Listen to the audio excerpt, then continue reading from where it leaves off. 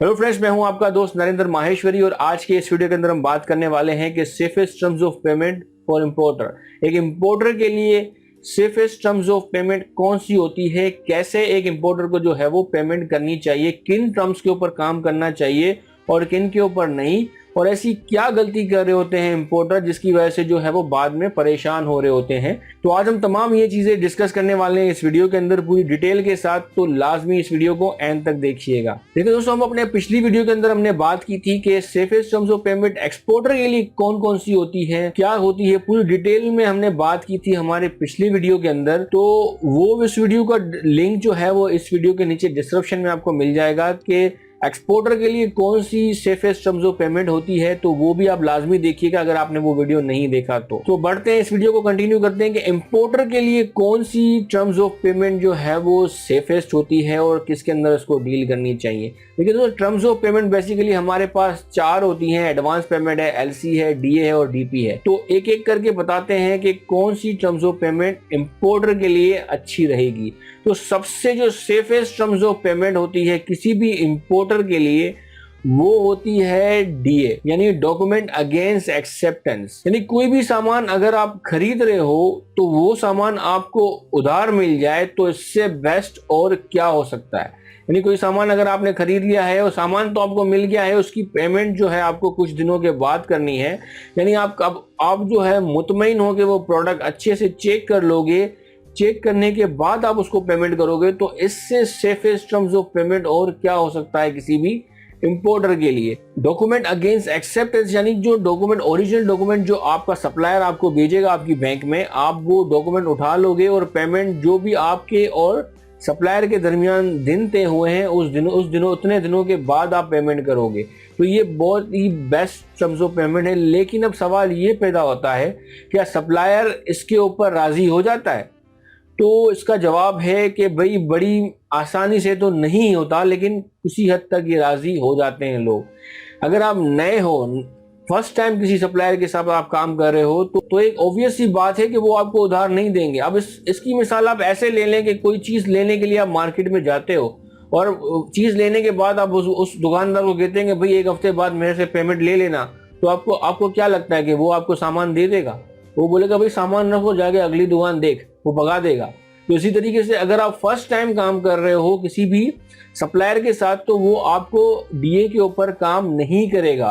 अगर आप किसी सप्लायर को राजी कर लेते हो, किसी नए सप्लायर को डीए के ऊपर काम करने को, तो यकीन माने आप बड़े लकी होंगे। तो फिर डीए के ऊपर कौन से सप्लायर काम करते हैं? डीए के ऊपर वो सप्लायर आपके साथ काम करेंगे जिनके साथ आपके पुराने ताल्लुकात हों, अच्छे कस्टमर हो जिनके। अगर आप मार्केट में किसी ऐसे शख्स के पास जाते हो जो कंटिन्यू, जिसके आप जो है वो कस्टमर हो, आप उसी से वो सामान खरीदते हो, किसी और से नहीं खरीदते हो, तो अगर आप उसी के पास जाओगे दोबारा लेने के लिए, तो वो उसके चांसेस बहुत ज़्यादा होते हैं कि वो आपको उधार दे दे। अभी पैसे नहीं है, मसला नहीं है, आप ले जाओ, पैसे का मसला नहीं है, बाद में दे देना। यही चीज़ें जो है इंटरनेशनल बिजनेस के अंदर भी जो है अप्लाई होती है, जो कॉमन चीज़ें हम यहाँ यूज़ कर रहे होते हैं।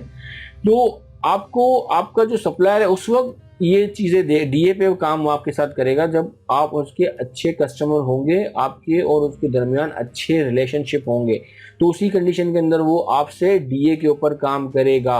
अगर आपका सप्लायर जो है वो अब डीए के ऊपर नहीं मानता, तो दूसरा सेफेस्ट टर्म्स ऑफ पेमेंट एक इंपोर्टर के लिए होता है, वो होता है डीपी, डॉक्यूमेंट अगेंस्ट पेमेंट। यानी डॉक्यूमेंट आपके बैंक में आएंगे ओरिजिनल, आप अपनी बैंक में जाओगे, पेमेंट करोगे और डॉक्यूमेंट उठाओगे। तो ये भी कुछ किसी हद तक जो है वो सेफेस्ट टर्म्स ऑफ पेमेंट में आता है एक इंपोर्टर के, क्योंकि आप जो है तब पेमेंट करते हो जब आपके पास डॉक्यूमेंट ओरिजिनल आ जाते हैं। अब डीपी के अंदर भी रिस्क होता है, लेकिन डीपी के अंदर जो रिस्क होता है वो इंपोर्टर की साइड से नहीं होता। इंपोर्टर तो बिल्कुल फ्री होता है, उसको टेंशन नहीं होती किसी भी चीज़ की। डीपी के अंदर अगर वो डील करता है, जो इशू होता है ज़्यादातर, वो इशू होता है सप्लायर को।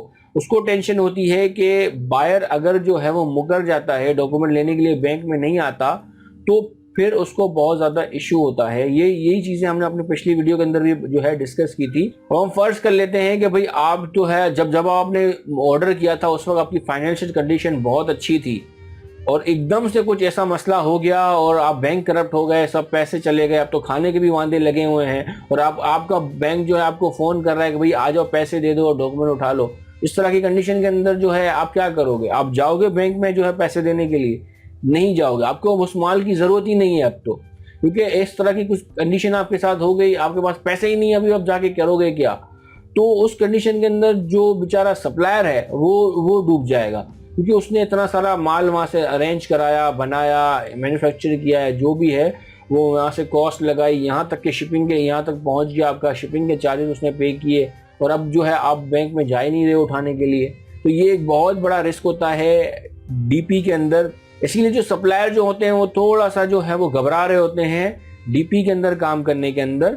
लेकिन देखिए दोस्तों, ये चीज़ जो है बड़े समझने की होती है, और ये आपका बायर भी समझता है कि जब बिजनेस के अंदर करने के लिए हम उतरते हैं मार्केट के अंदर तो हमें रिस्क लेना पड़ता है, और ये आपका सप्लायर भी अच्छे से समझता है कि नो रिस्क नो बिजनेस। अगर रिस्क छोटा हुआ तो वो लाजमी रिस्क लेगा, और लेते भी हैं। काफ़ी सारे हमारे दोस्त हैं जो इंपोर्ट करते हैं वो डीपी के ऊपर ही करते हैं। अब हम फर्ज कर लेते हैं कि आपका जो सप्लायर है वो अब डीपी पे भी नहीं मानता है, उसने वो डीए पे भी नहीं मान रहा, डीपी पे भी वो नहीं मान रहा, तो अब उसके बाद हमारे पास क्या ऑप्शन रह जाते हैं उसके ऊपर जो है बार्गेनिंग करने के ऊपर। और उसके बाद हमारे पास रह जाता है तीसरा टर्म्स ऑफ पेमेंट जो होता है वो होता है एलसी। अब एलसी भी जो है ये भी सेफेस्ट टर्म्स ऑफ पेमेंट होता है। एक्सपोर्टर के लिए भी ज़्यादा होता है और इम्पोर्टर के लिए थोड़ा सा कम। अब थोड़ा सा कम इसलिए होता है कि इसके अंदर जो एलसी खुलवाना होता है वो इम्पोर्टर का काम होता है। यानी अगर आप जो है कोई सामान खरीदे तो आपको यहाँ से एलसी खुलवा कर भेजनी होगी जो सप्लायर है उसके बैंक में। तो एलसी खुलवाने का जो प्रोसीजर है यहाँ पे पाकिस्तान में बहुत ही ज़्यादा कॉम्प्लिकेटेड है। बहुत सारे डॉक्यूमेंट इसके अंदर चाहिए होते हैं और दर्द सर बन जाता है ये कुछ लोगों के लिए। तो इसके ऊपर हम एक अलग से वीडियो बनाएंगे कि भाई एलसी कैसे खुलती है, क्या डॉक्यूमेंट चाहिए होते हैं, कितना टाइम लगता है, और इसके ऊपर एक अलग से वीडियो बना देंगे। तो जब वो वीडियो बन जाएगा तो उसका लिंक भी इस वीडियो के डिस्क्रिप्शन में आपको मिल जाएगा।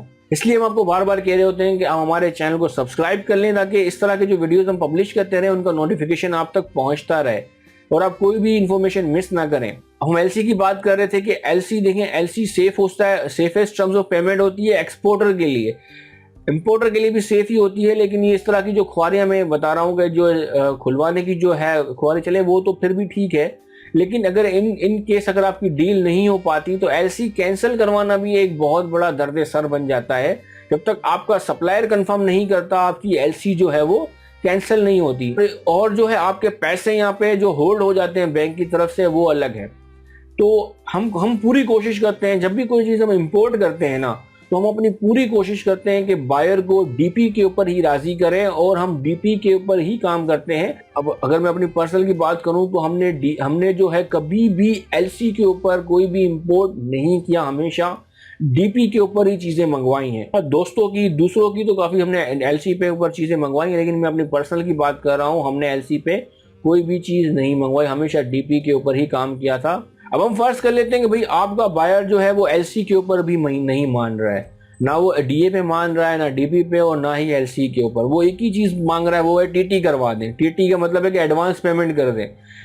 तो दोस्तों एडवांस पेमेंट आप नहीं कर सकते हो, ये चीज़ें पॉसिबल ही नहीं है, क्योंकि स्टेट बैंक जो है वो कमर्शियल इंपोर्टर्स को ये अलाउ ही नहीं करती कि वो एडवांस पेमेंट यहाँ से करे। जब आप बैंक ही आपको अलाउ नहीं करेगी एडवांस पेमेंट करने का, तो आप कैसे जो है एडवांस पेमेंट कर सकते हो। अब हमारे काफ़ी सारे दोस्त हैं वो ये गलती यहाँ पे कर रहे होते हैं, बहुत बड़ी गलती कर रहे होते हैं कि वो जो सप्लायर है उसको पेपेल के थ्रू पे कर देते हैं, पेपेल के थ्रू पे कर देते हैं, या किसी और मुल्क से जो है उसको एडवांस भिजवा देते हैं, दुबई से या कहीं और से। ऐसे यकीन माने ऐसे सच में केसेस हैं दोस्त, मुझे ऐसे फ़ोन आ रहे होते हैं दोस्तों के कि भाई इस तरह की चीज़ें हमने कर दी हैं, हमारा सप्लायर जो है वो नहीं मान रहा था, तो हमने जो है वो दुबई से जो है वो टीटी करवा दी, एडवांस पेमेंट जो है वो दुबई से लगवा दी, या पेपेल के थ्रू हमने पेमेंट कर दी।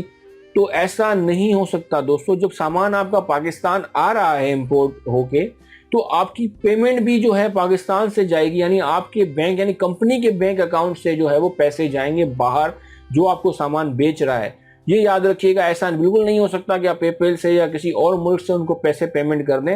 ये इलीगल भी है और आप यहाँ चीज़ें क्लियर नहीं करवा पाओगे, आपकी ये चीज़ें जो है ना गले में आ जाएंगी आपके, क्योंकि आपको यहाँ पर बैंक के अंदर फॉर्म आई के लिए अप्लाई करना पड़ता है, फॉर्म आई, जिसके अगेंस्ट जो है पेमेंट आपकी बाहर जा रही होती है आपके सप्लायर को। अगर आपने पेमेंट बाहर से कर दी तो आप कैसे बैंक में जाके फॉर्म आई जो है वो अप्लाई करोगे? बैंक तो इशू ही नहीं करेगी फॉर्म आई। ये एक बहुत बड़ा इशू उन लोगों के लिए बन गया। फिर इसका सोल्यूशन क्या था, ये चीजें भी किसी और वीडियो के अंदर बात करेंगे, तो ये बहुत लंबा हो जाएगा अगर सब चीजें मैं यहाँ बताना शुरू करूंगा। इनका क्या सोल्यूशन होता है, क्या होता है, वो बेचारे बड़े बुरे फंस जाते हैं इस तरह की चीजों के अंदर।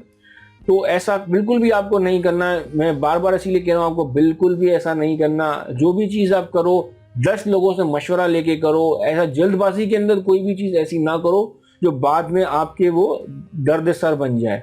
अब आपका जो सप्लायर है वो टीटी ही कह रहा है कि टीटी के अलावा वो कोई बात नहीं मान रहा, एलसीबी नहीं मान रहा, तो फिर ऐसे सप्लायर को सिंपली टाटा बाय बाय करें और दूसरा सप्लायर देखें। दूसरा भी नहीं मान रहा तो तीसरा देखें, चौथा देखें। दुनिया भरी पड़ी है, एक मुल्क से काम नहीं हो रहा दूसरे मुल्क को कॉन्टैक्ट करें, दूसरे से नहीं हो रहा तीसरे से कॉन्टैक्ट करें।